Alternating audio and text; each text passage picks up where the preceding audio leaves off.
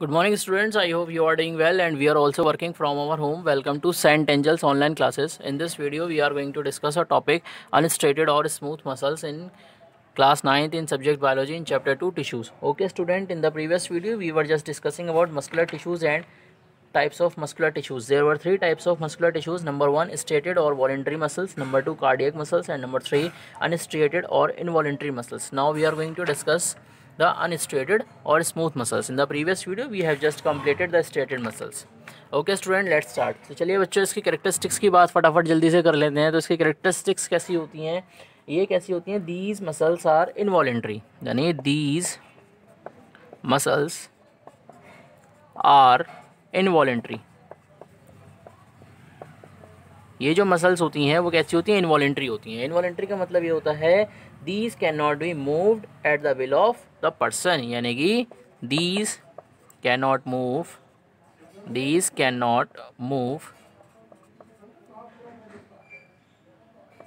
At the will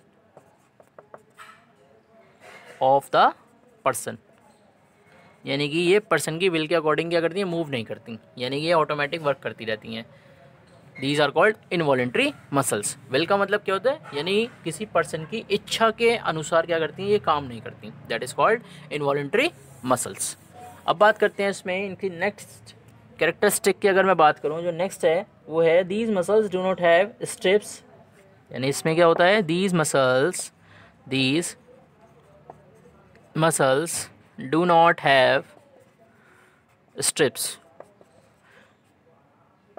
यानी ये वाली जो मसल्स होती हैं, यानी these muscles do not have strips, यानी ये जो मसल्स होती हैं उनमें स्ट्रिप्स प्रेजेंट नहीं होती.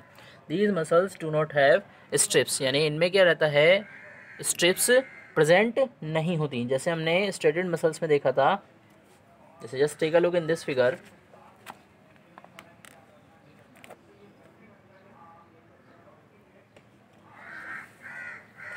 अगर हम इस फिगर की मैं देखें तो स्ट्रेटेड मसल्स में क्या है, ये जो लॉन्ग की है, जैसे ये लंबी लंबी क्या है, रॉड्स लगी हुई हैं. These are called strips. इसी तरीके से अगर मैं अनस्ट्रेटेड मसल्स की बात करता हूँ तो अनस्ट्रेटेड मसल्स में क्या होता है, ये रॉड्स प्रेजेंट नहीं होती, यानी कि जैसे इसमें क्या है, रॉड्स प्रेजेंट हैं, ये क्या होती है, स्पिंडल शेप में होती हैं. स्पिंडल शेप क्या होती है, यानी कि बीच में से मोटा, और इसके जो एंड्स होते हैं कैसे होते हैं, टेपरिंग एंड्स होते हैं. टेपरिंग एंड्स का मतलब क्या होता है, यानी कि इसके एंड्स कैसे होते हैं, थोड़े से पतले होते हैं. इस तरीके से क्या होते हैं, आपके टेप हुए रहते हैं, यानी कि मिले हुए रहते हैं इसके एंड्स. और बीच में क्या होती है, इसके जो पोर्शन होता है वो कैसा होता है, वाइड होता है, चौड़ा होता है, बीच में से मोटा, और एंड में से क्या होता है, ये स्पिंडल शेप में होता है. यानी का मतलब एंड पे क्या होता है, टेपरिंग एंड्स में होता है. यानी कहने का कुल मतलब ये हुआ कि जो अनस्ट्रेटेड मसल्स होती हैं उनमें ये स्ट्रेस प्रेजेंट नहीं होते. अनस्ट्रेटेड मसल्स स्पिंडल शेप की होती हैं. और स्पिंडल शेप कैसी होती है, इसके एंड्स कैसे होते हैं, टेपरिंग एंड्स, यानी मिले हुए एंड्स होते हैं. और जो बीच का जो पोर्शन होता है वो कैसा होता है, वो थोड़ा सा वाइड होता है. And this shape is called spindle shape.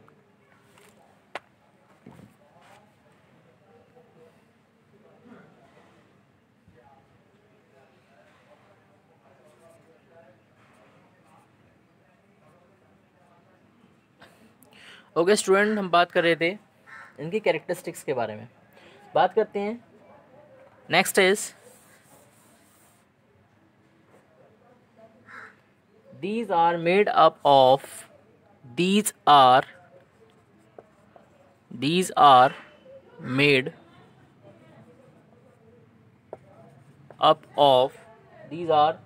up of single nucleated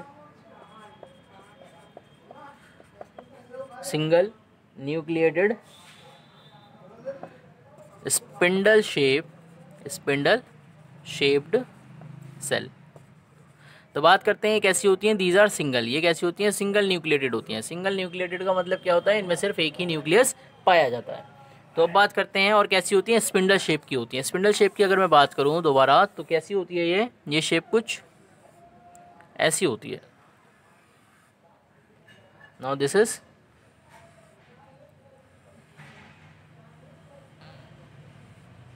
spindle shape. ये कैसी होती है बच्चों, स्पिंडल शेप होती है, क्योंकि जो बीच में से क्या होता है, वाइड होता है, और ये क्या होते हैं, इसके टेपरिंग एंड्स होते हैं, टेपरिंग एंड्स होते हैं, यानी जो इसके एंड्स होते हैं वो कैसे होते हैं, टेपरिंग एंड्स होते हैं, और बीच में कैसा होता है, थोड़ा सा वाइड होता है। And this shape is called spindle shape, और इसके जो सेंटर में है दिस इज़ कॉल्ड न्यूक्लियस। ये क्या है, this is nucleus.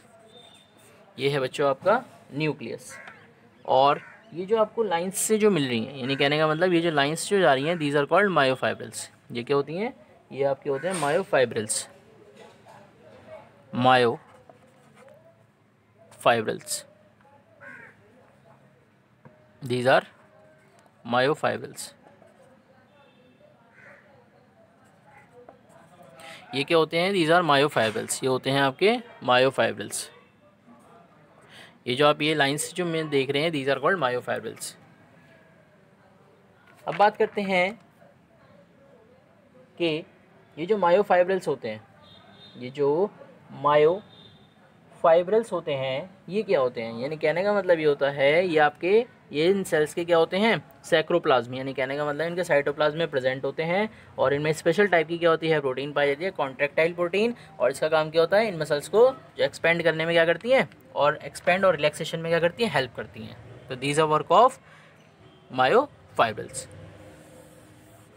Now next characteristic is these muscles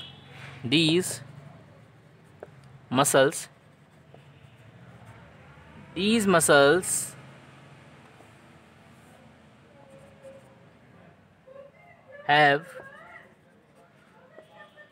low degree of contraction। यानी कहने का मतलब ये हुआ कि ये जो मसल्स होती हैं उनमें लो डिग्री ऑफ कॉन्ट्रैक्शन होता है। लो डिग्री ऑफ कॉन्ट्रैक्शन का क्या मतलब होता है, लो डिग्री ऑफ कॉन्ट्रैक्शन का सिंपल सा मतलब ये होता है कि ये वाली जो मसल्स होती हैं वो कम कॉन्ट्रैक्ट हो पाती हैं, वो ज़्यादा कॉन्ट्रैक्ट नहीं हो पाती, यानी इनमें जो कॉन्ट्रैक्शन होता है वो बहुत ही कम होता है। तो these muscles have low degree contraction. Now next is these muscles are present in these muscles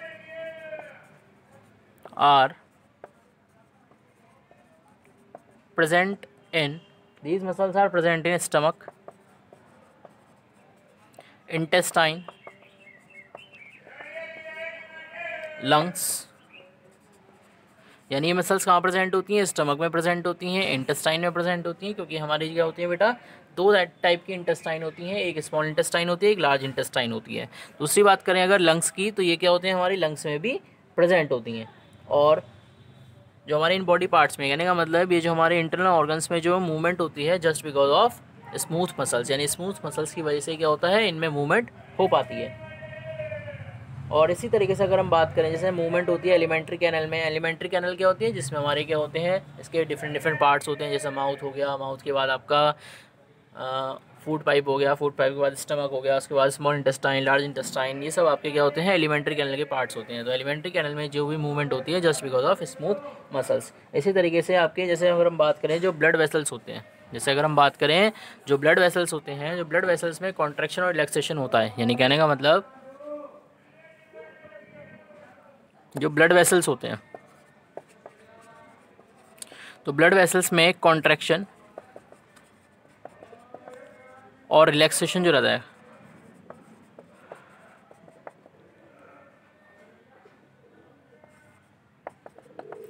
जो ब्लड वेसल्स होते हैं उनमें कॉन्ट्रैक्शन और रिलैक्सेशन जो रहता है वो होता है आपका just because of smooth muscles. In smooth muscles की वजह से क्या होता है, उनमें कॉन्ट्रैक्शन और रिलैक्सेशन पॉसिबल है।